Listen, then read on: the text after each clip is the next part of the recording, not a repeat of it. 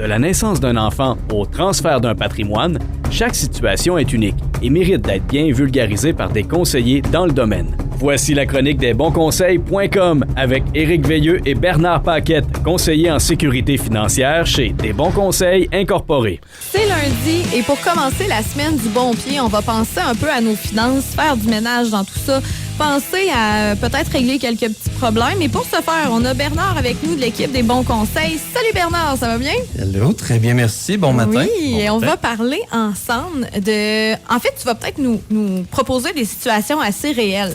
Tu vas nous parler de... Tu t'es inspiré de vrais clients. Bien sûr, on va donner même leur numéro d'assurance sociale pour être certain qu'on les retrouve.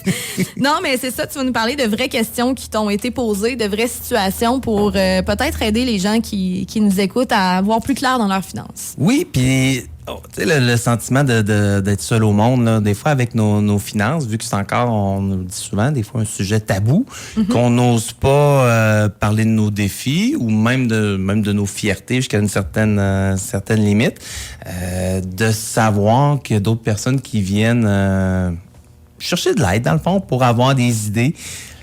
Le but, je le rappelle, d'aller voir notre conseiller, c'est surtout de trouver les stratégies ou de connaître les stratégies qu'on ignore l'existence. Oui. D'accord? Je peux pas faire une stratégie que je ne connais pas, c'est normal. Et on a l'habitude de répéter sensiblement la même structure qu'on a été élevé dedans, qu'on a vécu. Donc, je vais nommer comme trois situations très, très différentes en lien avec... je veux dire la retraite. Alors, ça va peut-être allumer des lumières, dire, hey, regarde, je suis là-dedans moi aussi. Puis moi, t'as dit que j'aimerais ça avoir un coup de pouce pour être plus serein avec le futur, parce que de dire qu'un jour, j'aurai plus de in, je vais juste avoir des out. On comprend que j'ai plus d'entrée d'argent, je vais juste en sortir. Pour plusieurs, ça peut être très, très stressant. Mais tu disais, les gens, des fois, ils se sentent seuls et tout ça, mais tout le monde doit préparer sa retraite. Tout le monde passe par là, ce qui fait en sorte qu'il y a des situations, des fois, qui peuvent se répéter. C'est juste que quand on n'en parle pas, on pense qu'on est seul à vivre ces situations-là. Mais parfois, toi, tu vas avoir déjà vu une situation semblable avec quelques variantes différentes, mais tu vas avoir déjà connu quelqu'un qui passe par là. Fait que tu peux aider les gens dans la plupart des situations. Là, de se sentir compris, de se sentir accompagné. Tu sais qu'on n'est pas tout seul là-dedans, là, ça fait toujours du bien. Puis je sais, ça va être quand même assez drastique, là. Je vais commencer, par exemple, avec une situation du plus jeune, d'accord? Okay. Donc, un client dans la trentaine qui vient me rencontrer, on s'entend, c'est pas nécessairement de la planification de retraite pour lui, sauf que gros changement de carrière, quelqu'un qui veut passer du côté salarié vers le côté entrepreneur, puis ça a des impacts sur la retraite? Totalement. Puis, tu sais, quelqu'un qui a beaucoup d'idées, qui a beaucoup de guts d'essayer aussi ses idées, mais en même temps, c'est comme pas où commencer. Mm-hmm. Donc, juste de discuter avec cette personne-là, parce que, oui, l'aboutissement de notre travail est une recommandation, est des étapes, dans le fond, pour arriver à notre but, notre projet. D'accord? Que ce soit la retraite, l'achat d'une maison, peu importe. Mais l'étape numéro 1, c'est surtout de faire un peu d'introspection avec le client pour essayer de savoir, OK, c'est quoi mes objectifs et est-ce que mes objectifs sont en lien avec mes valeurs? Alors là, on va loin, mais on a toute l'intention. Il n'y a personne qui vient nous rencontrer dans l'optique qui veut faire moins d'argent. Ben non. Je pense que c'est commun pour tout le monde. J'aimerais déclarer faillite l'année prochaine. Exact. Qu'est-ce que je fais? Tout le monde veut faire plus, mais si je veux arriver à un résultat précis, je dois avoir un objectif très précis. Mm-hmm. Et si l'objectif précis, c'est l'objectif que je vais chercher, je vais dire, dans la société, en disant, regarde, j'ai juste à respecter les normes de la société qui veut qu'on travaille plus, qu'on gagne plus de salaire, qu'on gagne plus de revenus pour arriver à un point X, bien, ça m'appartient pas comme personne. Ça prend vraiment des objectifs qui sont en lien avec nos valeurs. Fait que si Quand tu dis en lien avec nos valeurs, est-ce que tu parles, par exemple, de... Comme moi, ma valeur super importante, c'est le travail. Là. Pour moi, c'est vraiment important de travailler beaucoup. Mais si je me dis, je vais prendre ma retraite à l'âge de 50 ans, t'as de bien que ça ne fit pas dans mes valeurs de faire un plan de vie où je prends ma retraite à 50 ans, je vais faire quoi après, tu sais? Exact. Oui, ça, en lien avec ça, en lien avec des fois même le domaine que tu veux choisir, est-ce que ça respecte tes valeurs? Est-ce que tu vas être bien là-dedans? Est-ce que ça te ressemble, toi, comme humain? Tu es hyper social, tu t'en vas dans un domaine qui est beaucoup plus cartésien, que tu vas travailler qu'avec de la machinerie. Est-ce que ça te ressemble? Non. Ben, dans les projets, c'est un peu le même principe aussi. Est-ce que tu es prêt à faire énormément de sacrifices puis de mettre de côté ton côté social, des fois même tes hobbies, pour travailler un peu plus puis arriver justement à ta retraite jeune? Et encore là, si tu l'atteins, cet objectif-là, si tu as été pendant 15-20 ans à faire que des sacrifices, qu'à travailler, tu veux faire quoi après? Parce que tu le feras plus, ça. C'est ton objectif. Tu veux arriver là pour ne plus travailler. Si tu n'as pas gardé des passions, si tu n'as pas gardé de loisirs, qu'est-ce que tu veux faire après ça pendant tes 40 ans, tes 50 ans à la retraite? Est-ce que ça arrive des fois que des gens viennent vous voir, l'équipe, disent, écoute, moi, je pense faire un changement de carrière, mais je veux voir si ça fit avec mes projets financiers, puis je veux voir quels sont les changements? Là, c'est une base. Fait que oui. C'est sûr qu'on est on est là pour leur faire penser, d'accord, c'est quoi la structure que tu as? C'est quoi les protections d'assurance que tu as présentement? Je fais souvent la comparaison, c'est le solage de notre bâtisse qu'on va monter. Si tu n'as rien, ben c'est sûr que ton projet, il peut se réaliser, mais tu es à un imprévu que tout s'écrase. Ouais. Parce que la base n'est pas là. Puis par la suite, qu'est-ce que tu as comme liquidité? Parce que quand on se lance à notre compte, c'est pas là qu'on peut aller cogner chez les institutions financières puis demander un prêt puis demander de l'aide. On n'a pas de derrière-âge, on n'a rien de chiffre à leur montrer pour dire, d'accord, mon projet il est viable, voici ce que j'ai apporté dans les dernières années, on start. Donc oui, ça va de soi, mais d'aider juste en discutant avec la personne, justement, il a compris sur quoi focusser pour dire, d'accord, je suis sur la bonne route, je suis sur la bonne voie. Simplement de se faire un plan, dans le fond. Se faire un plan, puis même, je te dirais, d'abord et avant tout, s'assurer de la destination qu'on veut vraiment. Mm-hmm. Okay? OK. On fait encore une comparaison. Véhicule, tu t'en vas d'un endroit que tu n'as jamais visité, une ville que tu n'es jamais allé. Bon, ben, tu as des trucs à planifier. Ça va prendre combien de temps m'y rendre? J'ai quoi comme argent pour mettre de l'essence? Puis maintenant, on sait, on a juste à rentrer les coordonnées dans notre GPS. Il faut que tu rentres les bonnes. Oui, c'est ça. Tu pars puis tu rentres aucune coordonnée, tu as bien beau vouloir y aller, tu ne te rendras pas à la bonne place. Alors, c'est un peu le même principe avec la stratégie financière pour se rendre à un objectif. Là, tu nous avais parlé de quelqu'un qui était un peu plus jeune, mais tu as dit que tu avais comme 3 exemples. Un deuxième, dans la cinquantaine, qui a, comme bien des gens, malheureusement passé par une séparation. Donc, séparation, on s'entend, peu importe comment tu avais débuté ton plan, ça vient vraiment le changer. Beaucoup, hein? Exact.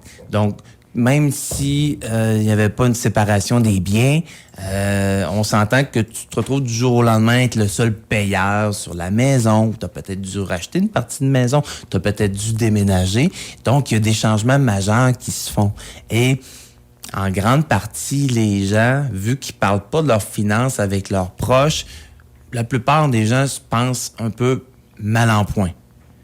Pour ce client-là, tu sais, ce que je l'ai rassuré, c'est de dire, bon, mais regarde, avec les actifs que tu as, le peu de dettes que tu as, ben, de penser que ça te prend 70% de ton salaire net pour arriver à la retraite, ça ne fit pas avec ta situation. Puis si tu veux atteindre ça, ben, crime, tu mangeras pas pendant une couple d'années, puis oublie ça, coupe le câble, lâche ton cellulaire. Tu sais, à un moment donné... Tu peux pas non plus arrêter de vivre puis couper tous tes loisirs.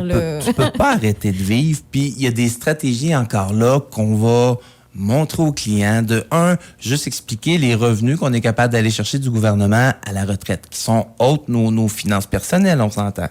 Et même des stratégies concernant ceux qui arrivent avec des dettes, même s'ils sont pas énormes. Je vais parler de l'hypothèque. On appelle ça des hypothèques inversées.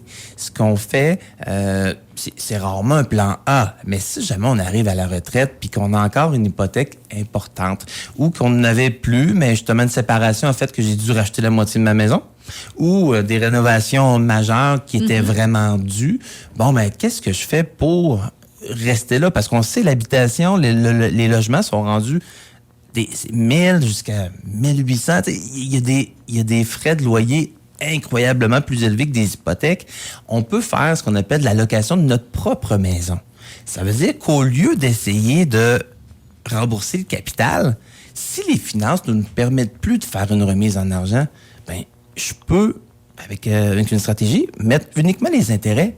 Donc, si, par exemple, je dois 100 000 sur ma maison, mais que justement, pour être à l'aise avec les revenus que j'ai pas les moyens de me payer l'hypothèque, mettons là à 1 100 $ par mois, j'ai pas les moyens de le donner.